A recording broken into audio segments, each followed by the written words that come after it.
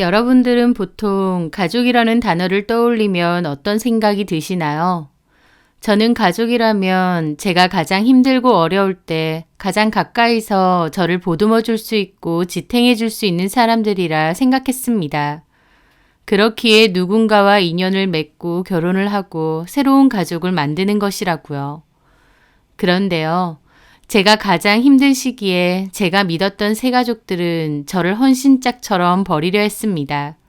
몸이 아픈 것보다 가족으로부터 외면당했다는 그 배신감이 사람을 더 비참하고 힘들게 하더라고요. 저는 결혼 8년 차 주부였습니다. 남편과는 같은 학교 선후배 사이였는데요. 남편이 저보다 2살이 많은 같은 과 선배였습니다. 같은 과긴 하지만 인사 정도만 주고받을 뿐 그렇게 친한 사이는 아니었어요.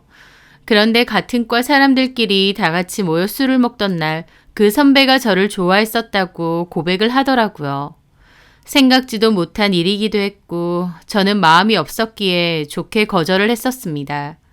그렇게 거절을 하고 나니 그 후에 좀 어색해진 건 있었죠. 일부러 같이 있는 자리는 피하게 되고요. 그런데 그 후에 저는 생각지도 못한 일로 그 선배에 대한 마음이 바뀌게 되었습니다. 고백을 거절하고 1달 정도 지났을 무렵 저는 다음 수업 시간을 기다리며 홀로 과방에 앉아 있었어요. 그날은 아침부터 체한 것처럼 속이 좀 안 좋았었는데요. 속이 안 좋아서 그냥 집에 갈까 어쩔까 고민하던 때였습니다. 그런데 잠시 후 배가 너무 아파오는 겁니다. 극심한 통증 때문에 이러지도 저러지도 못하고 끙끙대고 있던 저를 발견한 건 그 선배였어요. 그 선배는 아파서 일어나지도 못하는 저를 들쳐업고 학교 밖으로 달려나가 택시를 잡았어요. 그렇게 병원 응급실로 가는 동안에도 안절부절 못하더라고요.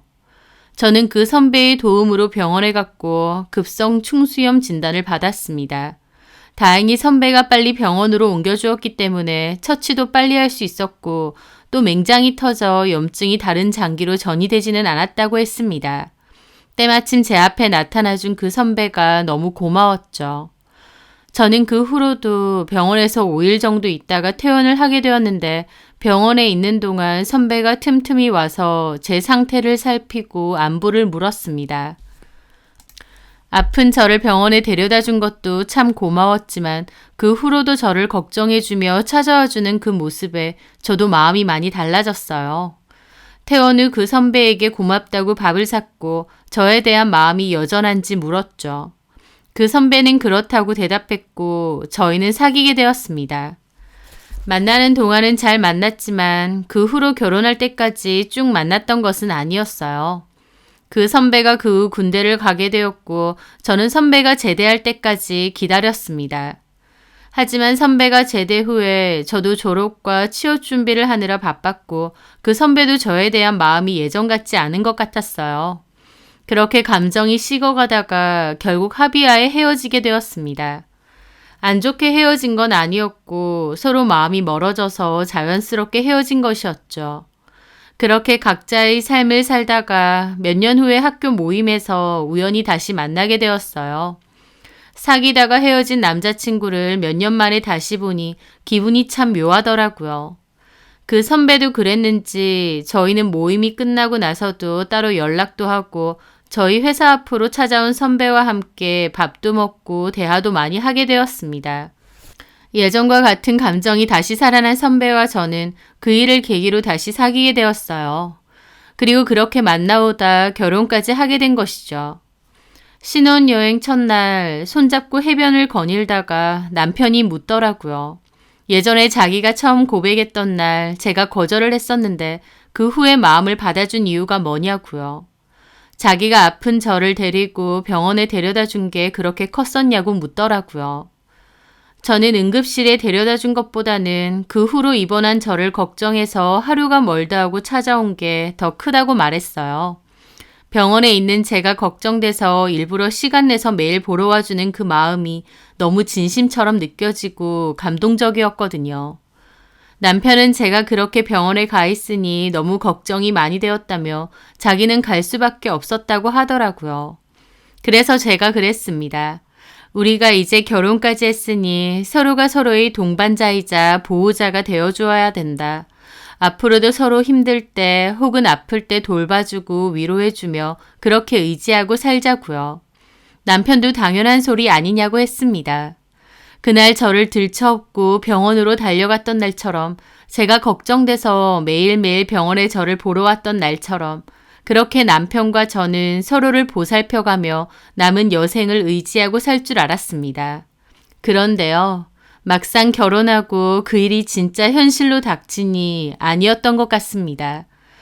저는 결혼 7년 차에 병원에서 청천벽력과 같은 소리를 들어야 했습니다. 유방암 2기 진단을 받은 것이죠. 건강했고 매일은 아니어도 일주일에 3회 정도는 아파트 헬스장에 가서 러닝도 하고 근력 운동도 했습니다.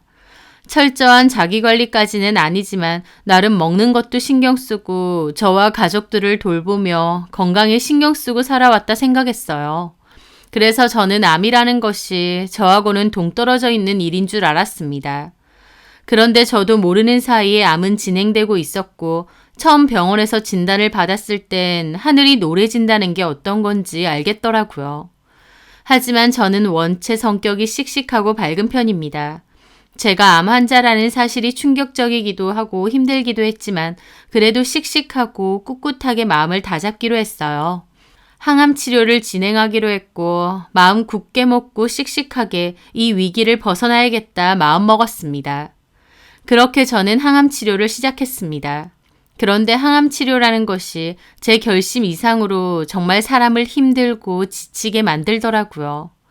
치료 과정 자체도 너무 힘겹고 고통스럽지만 항암 치료하고 나서의 몸 컨디션도 정말 안 좋았습니다. 몸이 천근만근 너무 힘들었거든요.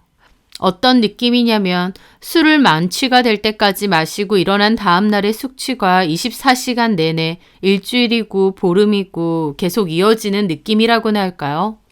속도 너무 쓰리고 또 백혈구가 재생되는 과정에서 통증을 수반하는데요. 온몸의 뼈 한 뼈가 다 아프고 고통스럽습니다. 그래서 마약성 진통제를 먹으며 버틸 수밖에 없었습니다. 마약성 진통제를 먹고 나면 또 졸음도 많이 쏟아졌고요. 체력이 정말 극심하게 떨어져서 어쩔 때는 그냥 앉아있는 것조차 지치고 잠깐 볼일 보러 나갔다 오면 집에 오자마자 까무러치듯 기절해 잠이 들었습니다. 몸이 아픈 것보다 정신적으로 정말 힘들더군요. 내 몸 하나 내 맘대로 건사하지 못한다는 게, 내가 내 체력을 컨트롤하지 못한다는 게 생각보다 더 괴로운 일이었어요. 내 몸이 이렇게까지 약해지고 힘들 수 있구나. 나아가고 있는 게 맞는 걸까? 내가 다른 가족들에게 짐만 되고 있는 건 아닐까? 몸이 아파지다 보니 정신까지 우울해지고 힘겨워졌습니다. 원래는 밝고 명랑하다는 소리를 잘 듣던 저이지만 병마와 치료 앞에서는 속수무책이었어요. 머리카락이 없어서 나가야 될 땐 모자나 가발을 썼고 생기 넘치던 피부도 핏기 하나 없이 메말라갔습니다. 아파서 골골대는 것도 힘들고 이러다가 안 좋게 진행되어 덜컥 내 생이 끝이 나진 않을까 두렵기도 했습니다. 죽는 것 그 자체가 무섭다기보다 어린 제 아들이 너무 눈에 밟혔어요. 한창 엄마 손도 많이 필요하고 사랑도 많이 줘야 되는데 아이에게 너무 큰 슬픔을 주고 싶지 않았습니다. 하지만 항암 치료가 진행될수록 시간이 흐를수록 저는 더 지쳐갔어요. 그리고 저를 더 힘들게 한 건 갈수록 싸늘해져가는 남편의 태도였습니다. 서로가 아프거나 힘들어지면 버팀목이 되어주자던 신혼여행 때 결심은 어느새 많이 옅어졌습니다. 아파서 제 역할을 못하는 저에게 어느 순간부터 남편은 불평불만이 생기고 있는 듯 했습니다. 아프다 보니 대놓고 말은 못하는데 눈치가 그랬습니다. 제가 아프기 시작하면서 집안일과 아이를 돌보는 것도 소홀할 수밖에 없었는데 그런 부분에서 남편의 불만도 쌓이기 시작한 거죠. 남편은 제가 아는 항암 치료가 어떤 건지 겪어보지 않아 모르니 제가 얼마든지 할 수 있는데 안 한다고 생각하는 것 같기도 했어요. 구구절절 내가 얼마나 아픈지 설명하고 싶지도 않았고 남편의 태도에 저도 야속함만 느끼고 있었죠. 남편의 달라진 태도가 느껴질 때면 애써 모르는 척 하면서도 마음은 더 울적해지곤 했어요. 그런 저를 붙돋아주고 도와준 건 친정 부모님이셨어요. 특히 엄마는 저를 도와주시려고 저희 집에 잘 오셨습니다. 그리고 저 대신해서 아이도 많이 돌봐주셨죠. 아파서 누워있는 딸을 보고 엄마도 참 가슴이 아프셨을 텐데 제 앞에서는 내색을 안 하셨습니다. 오히려 더욱 씩씩하게 아무것도 아닌 것 마냥 얘기하시고 저를 대해주셨어요. 그런 엄마에게 너무 감사하고 죄송하고 이 악물고 버텨서 완치하겠다. 다시 일어나면 엄마 아빠께 못다한 효도도 하고 그렇게 살겠다. 몇 번이나 결심을 했죠. 저희 엄마가 제 간병과 아이 케어를 위해 저희 집에 정기적으로 오시기 시작하면서 원래는 한 달에 한 번 오시던 시어머니의 방문은 뜸해졌습니다.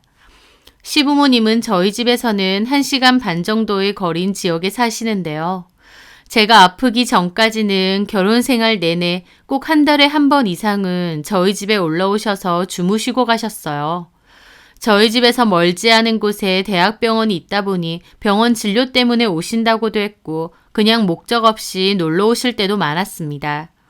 한 달에 한 번 내지 2번 정도 오시는데 솔직히 제 입장에선 어머님이 한 달에 한두 번 오시고 주무시고 가시는 게 막 좋고 편할 순 없잖아요. 아무래도 오시면 제가 준비도 다 해야 되고 챙겨드려야 되니까요. 하지만 그래도 오시면 편하게 잘 있다 가실 수 있게 나름 잘하려고 애썼습니다. 어머님은 어쩔 때는 혼자 오시는 게 아니라 동네 친구분까지 병원 가야 된다고 같이 오실 때도 있었어요. 그러면 저희 집에서 하룻밤 주무시고 병원까지 제가 모셔다 드려야 했죠. 어머님도 아니고 모르는 분까지 같이 오실 때면 저도 불편할 수밖에 없었지만 그래도 한 달에 한 번 꼴이니 오시면 내색 않고 편하게 있다 가시게 했습니다. 식사 준비도 정성껏 다 해드리고 잠자리도 봐드리고 병원 가실 때나 볼 일 있으시면 차도 태워드렸어요.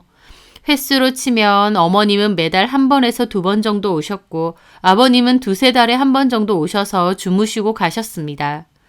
저희 부모님은 별다른 일 없으면 거의 저희 집엔 오시지 않으세요. 하지만 제가 아프고 나서는 간병 겸 아이를 돌봐주러 엄마만 자주 오시게 되었습니다. 그렇게 저희 엄마가 집에 오시니까 어머님은 마주치기가 좀 어색하신 건지 더 이상 안 오시더라고요. 제 입장에선 차라리 잘된 일이었습니다. 항암 치료 시작하고부터는 몸이 너무 고되고 힘들어서 시부모님 오신다고 해도 제대로 맞이할 수 있는 것도 아니고 또 제 몸 상태가 안 좋으니 오신다는 것 자체가 예전과 달리 불편하고 힘겹게만 느껴졌습니다. 제가 뭘 안 챙긴다고 해도 오시는 것 자체가 마음이 편할 수가 없으니까요. 그래서 한동안 저희 집에 안 오시길래 마음을 좀 놓고 있었는데요. 그러던 중 어머님의 생신날이 다가온 겁니다. 생신날 다다음 날이 항암 치료하는 날이었고요. 남편은 일요일에 있는 어머님 생신 때문에 토요일에 시부모님 2분 다 집에 오기로 했다더군요. 토요일에 오셔서 주무시고 일요일 저녁에 가족 다 같이 나가서 식사를 하자고요. 식사 자리에는 시동생네도 부르자고 했습니다. 남편 생각으론 제가 항암 치료를 받고 그 다음 항암 치료 받기 바로 전이니 그 사이에 회복이 되었다 생각한 것 같아요. 하지만 그건 남편 생각이고 저는 컨디션이 계속 안 좋았었습니다. 게다가 시부모님이 그렇게 오시는 것 자체가 좀 부담스럽게 느껴지기도 했어요. 하지만 남편은 먼저 나서서 제가 딱히 뭐 할 거 없다면서 오시는 날 저녁은 사 먹고 다음날 아침이나 점심도 밖에서 사 먹으면 된다고 했습니다. 그리고 저녁 역시 어머님 생신 겸 식구들 다 같이 밥 먹으러 나갈 거니까 상관없다고 하고요. 그래서 저는 알겠다고 했죠. 그렇게 시부모님이 토요일 저녁에 오셨어요. 저는 가발을 쓰고 나가서 인사를 드렸습니다. 어머님은 제가 아프고부터 저를 보면 한숨을 자꾸 내쉬더라고요. 아픈 며느리가 걱정돼서도 있겠지만 당신 아들이 아픈 며느리 때문에 고생한다 생각해서 더 그런 것도 있었죠. 저는 인사만 드리고 방에 들어와서 누워 있었습니다. 통증이 또 오길래 진통제를 먹었는데 그때 또 남편이 묘하게 저를 흘겨보는 느낌이 들더라고요. 뭐 할 말 있어?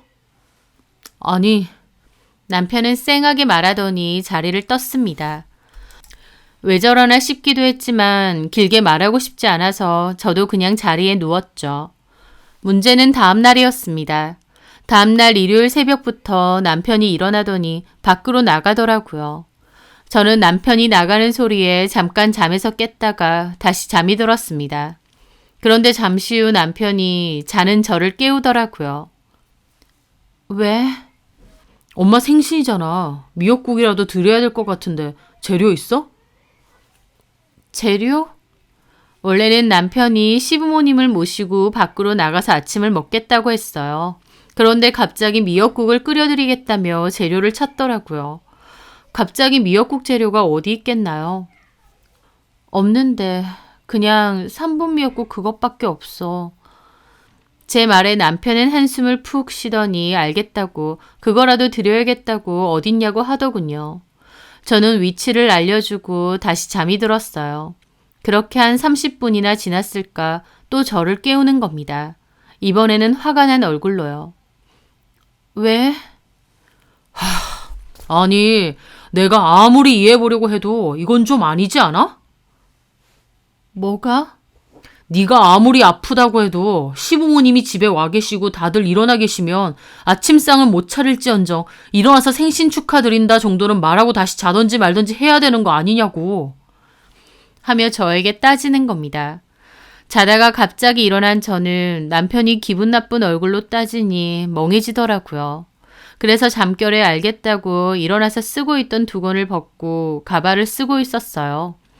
그런데 그러고 있다 보니 갑자기 저도 기분이 확 상하는 겁니다. 제가 그냥 늦잠 자는 것도 아니고 컨디션이 너무 안 좋고 약에 취해서 자고 있는 건데 자기 부모님께 인사 안 했다고 저런다니요. 결혼 생활 내내 저 나름 저희 시부모님께 잘했습니다. 몸이 아프고 기운도 없어서 그날은 누워 있었을지언정 아프기 전까진 시부모님 오시면 제가 식사 준비 다 하고 생신상도 다 차렸어요. 그런데 아파서 자고 있는 와이프 깨어서 인사 핑계로 화를 내고 있는 겁니다. 저는 남편의 행동이 너무 야속하게 느껴졌죠. 근데 너무한 거 아니야? 다른 것도 아니고 나 항암 치료 중이야. 이거랑 너 치료받는 거랑은 별개지. 이런 건 기본 아니야. 남편의 말이 너무 서운하고 속상했습니다. 그래서 참 너무한다. 이런 때까지 자기 가족만 생각해? 아내인 내가 먼저일 수는 없어? 제가 그 말을 하자 남편은 혼자 화를 내더니 갑자기 방문을 확 열고 시부모님이 계시는 방 밖으로 나가는 겁니다. 그리고는 저 들으란 듯이 시부모님께 엄마 아빠 그냥 동생네로 가세요. 거기서 아침 가서 드시고요. 저녁 먹는 것도 취소할 겁니다. 하고 큰 소리로 씩씩거리는 겁니다. 시부모님도 황당한 얼굴로 남편을 보고 방 안에 있는 저도 쳐다보시더라고요. 그 난리를 부리니 어머님이 물으시더라고요. 너네 갑자기 왜 그래? 무슨 얘기를 했길래? 저 사람이 아픈 건 맞는데 시부모님 생신이라고 하면 최소한 아침에 일찍 일어나야 된다고 생각해. 미역국은 못 끓일지언정 생신 축하드린다고 말은 해야 되는 거고. 그게 기본 아니야. 남편 말에 시부모님도 맞다고 맞장구를 치시더라고요. 그래, 그거는 맞는 말이다. 어머님도 거실에서 방까지 들리게끔 저한테 그러시더군요. 미녀리 말 틀린 말 없다. 네가 아무리 몸이 아파도 시부모가 와 있으면 나와서 인사라도 하고 뭐라도 하는 신용이라도 해야지. 아프다고 시부모는 밖에서 밥을 먹든 뭐라든 코빼기도 안 보이고 방에 처박혀서 잠만 자는 게 말이 되냐? 라면서 다 들리게끔 뭐라고 하는 겁니다. 그거 방에서 듣고 있는데 말도 못하게 서럽더군요. 3명이서 저한테 뭐라고 하고 몰아세우는데 눈물이 왈칵 날 것 같은 겁니다. 입장 바꿔서 남편이 암 환자인데 저희 부모님이 와서 인사도 안 하고 생일상도 안 차리느냐고 뭐라고 하면 시부모님은 수긍하실 수 있을까요? 오히려 아픈 사위한테 그러고 싶느냐 화내셨을 겁니다. 저는 시부모님과 남편까지 이때다 싶어 저한테 뭐라고 하는 게 말도 못하게 서럽더라고요. 오히려 시부모님이 남편더러 고생 많다고 달래주셨죠. 그렇게 뭔가 말을 하다가 남편은 시부모님을 모시고 밖으로 나갔습니다. 아마 아침 식사를 하러 가는 것 같았죠. 그렇게 문이 닫히고 저는 서러움에 펑펑 울었습니다. 제가 아프기 전까지만 해도 나름 할도리는 다 하고 잘하려고 노력했다는 것을 아시면서 그냥 단순한 감기 몸살도 아니고 고된 항암 치료 받는 중이라는 것도 아시면서 머리가 다 빠지고 살도 있는 대로 다 빠지고 온몸 구석구석까지 고통이 와서 약을 먹어도 몸이 아프고 진통제 영양 때문에 병든 닭마냥 내내 꾸벅꾸벅 기절하듯 자는 것도 알면서 가족이라는 사람들이 참 너무한다라는 생각밖에 안 들더라고요. 그렇게 저는 울다가 극심하게 우울해지는 기분으로 축 늘어져 있었습니다. 1시간 뒤 시부모님과 식사를 하고 온 듯한 남편이 방으로 와서는 저보고 얘기 좀 하자고 하더라고요. 그러면서 한다는 말이 아무리 네가 아파도 이건 좀 아닌 것 같다. 넌 어떻게 생각하는데? 뭘 어떻게 생각해? 네가 잘못했다고 생각하지 않아? 만약 네 잘못이라고 생각 안 하면 난 너랑 그냥 이혼하고 갈라서야겠다. 라는 겁니다. 남편 입에서 이혼 얘기가 나오자 멍해지더군요. 뭐? 지금 이혼하자는 거야? 나는 네가 아무리 아파도 기본적인 도리는 해야 된다고 생각해. 솔직히 항암 치료 받은 지 시간 좀 지났고 어느 정도 회복 안 됐어? 그 정도는 아니잖아. 시어머니 생신인데 일어나서 간단하게 미역국 좀 끓이고 인사도 못할 정도야? 그것도 아닌데 아픈 걸 핑계 삼아 네 할도리는 안 하고 그냥 계속 쉬고 늘어지는 거 아니냐고. 지금 말 다 했어? 네가 어떻게 알아? 네가 내 몸 상태를 겪어봤어?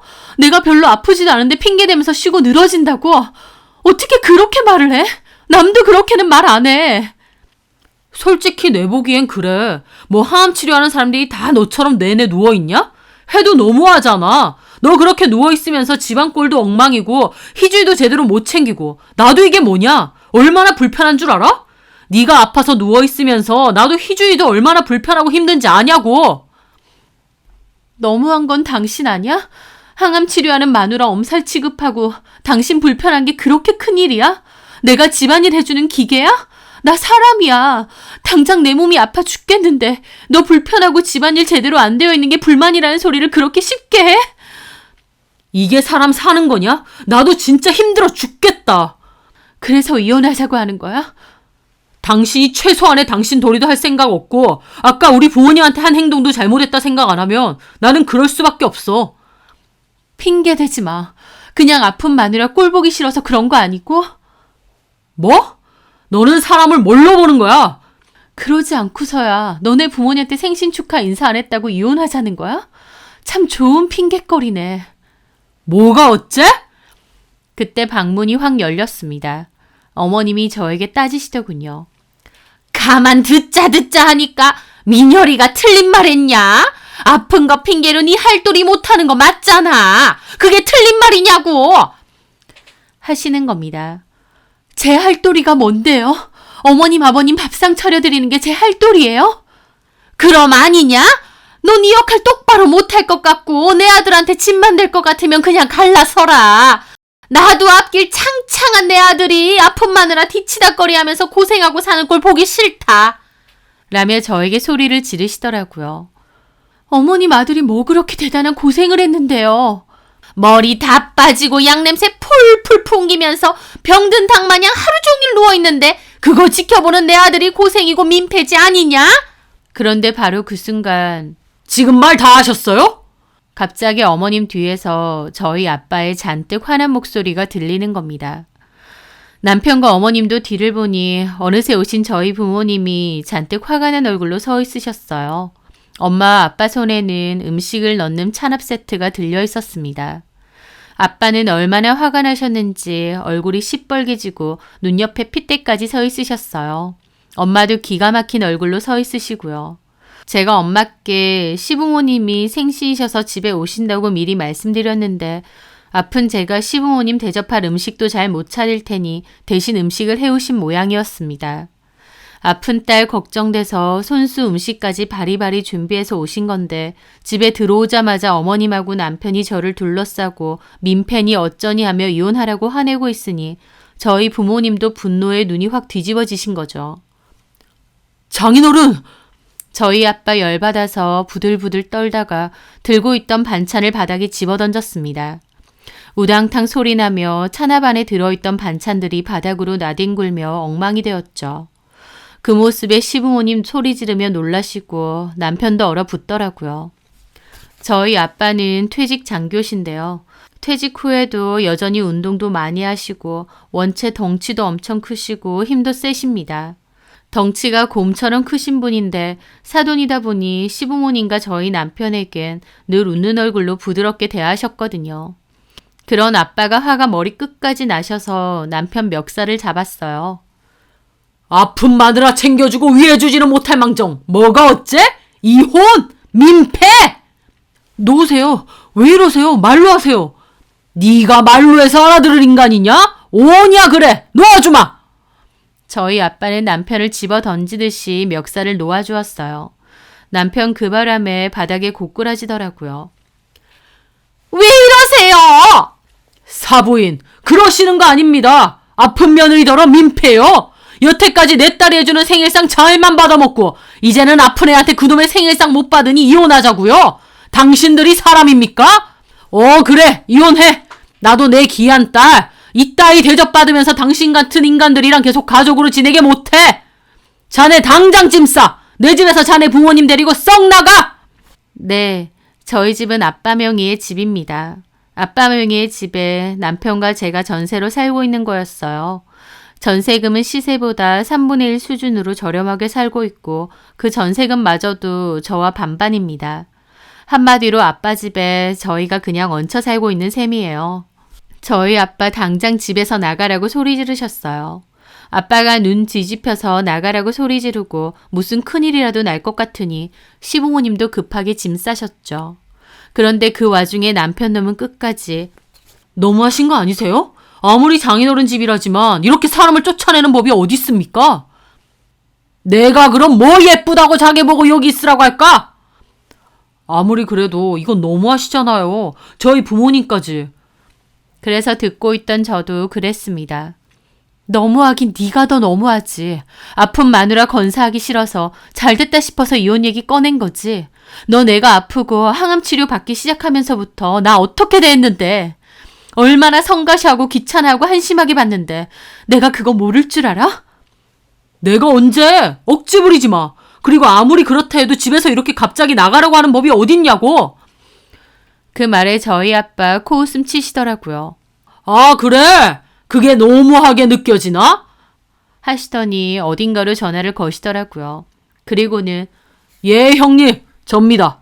잘 지내셨죠? 저 다름이 아니고 형님 회사에 저희 사이놈 다니고 있잖아요. 제가 전에 부탁드린다고 했었던. 근데요, 그놈 더 이상 제 사위 아니거든요. 제 딸이랑 곧 이혼할 겁니다. 제 딸이 아프다고 전에 말씀드렸죠? 그랬더니 사이놈이나 그 집 부모가 먼저 이혼 얘기 꺼내네요. 예. 그러니까 이제는 굳이 더 필요도 없는데 제 생각해서 놔두실 필요 없습니다. 예, 제가 조만간 다시 전화 드릴게요. 아빠는 그렇게 전화를 끊었습니다. 남편은 벙찐 얼굴이었죠. 집에서도 나가고 자네 회사도 나갈 준비해야 될 거야. 애초에 자네 능력으로 들어간 회사도 아니니까. 예? 사실 남편은 결혼 5년 차쯤 원래 다니던 회사를 돌연 그만두었어요. 그리고 다른 회사로 이직을 하겠다 했는데 잘 구해지지 않아서 5개월가량 집에서 놀게 되었죠. 저도 아이 육아 때문에 회사를 그만둔 상태였던지라 생활비가 끊기니 너무 힘들었습니다. 그때 저희 아빠가 회사 운영하는 친한 지인분께 남편 일자리를 부탁하셨어요. 그 회사에서는 꼭 사람이 필요한 건 아닌데 아빠가 부탁하셔서 저희 남편을 채용하신 거였죠. 근데 남편 자존심 상할까봐 남편에게 말은 안 했습니다. 그 회사에서 남편 이력서 보고 먼저 취업 제안을 한 것처럼 해서 취업을 시킨 거죠. 남편 입장에선 연봉도 더 좋고 회사 네임밸류도 훨씬 좋다 보니 그런 좋은 회사에서 연락 온 거 신나하면서 면접 보고 취업을 했었습니다. 당신 취업한 거 사실은 우리 아빠가 부탁한 거다라고 제가 말할 수도 있었지만 아빠가 말하지 말라고 하셨어요. 남자는 자존심이 생명이라며 처가댁에서 도와줬다는 얘기 들으면 하서방도 자존심 상할 거라고. 그러니까 괜히 말하지 말라고 하셨던 거죠. 그래서 저도 아빠 말 맞다나 남편에게 말하지 않았기에 남편은 그날까지도 전혀 몰랐던 겁니다. 그런데 그 사실을 알게 되자 남편도 어리 빠진 얼굴이더라고요. 내가 자네 대단하게 예쁘고 좋아서 집 도와주고 취업 자리까지 도와준 줄 아나? 내 딸 남편이니까 내 딸 고생시키지 말고 잘하라고 그렇게 해준 거야. 이 집도 자네 회사도. 근데 내 딸을 이따위 취급해? 이제 자네 부모님 모시고 나가, 내 집에서. 이혼에 관한 건 변호사 통해서 얘기할 테니까 할 말 있으면 그쪽으로 하고. 아버님, 잠시만요. 이런 게 어디 있습니까? 누가 네 아버님이야? 네가 먼저 내 딸더러 이혼하자며? 아버님 같은 소리 안 해. 당장 못 나가! 아빠가 소매를 거두며 불호령을 했고 결국 식겁한 시부모님 손에 이끌려 남편도 집을 쫓겨나갔습니다. 그렇게 시부모님이 나가고 아빠는 아무 말씀도 안 하시고 소파에 털썩 앉아 계셨어요. 엄마는 놀란 저희 아들을 달래고 방으로 들어가 있으셨고요. 저도 아빠 옆에서 아무 말도 못하고 가만히 앉아 있었죠.